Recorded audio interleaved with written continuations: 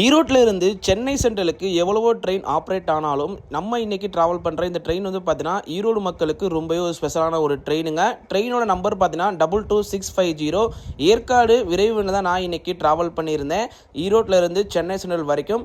இந்த வண்டி வந்து பார்த்தீங்கன்னா ஈரோட்டில் இருந்து நைட்டு 9:45க்கு எடுத்து அதிகாலை 4:25க்கெலாம் பார்த்தீங்கன்னா இந்த ட்ரெயின் வந்து சென்னை சென்ட்ரலுக்கு ரீச் ஆகுதுங்க. டோட்டலாக ஈரோடு டு சென்னைக்கு பார்த்தீங்கன்னா 394 கிலோமீட்டர் இந்த வண்டி வந்து 6 மணி நேரம் 40 நிமிஷத்தில் கவர் பண்ணுது.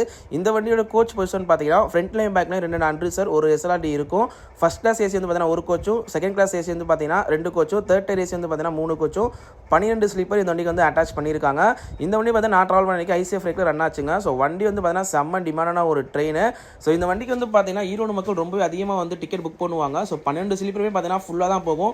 வீக்கெண்டில் அந்த ட்ரெயினில் ட்ராவல் பண்ணவே முடியாது, அன்ரிசர்வில் அப்படிப்பட்ட ஒரு ட்ரெயினுங்க.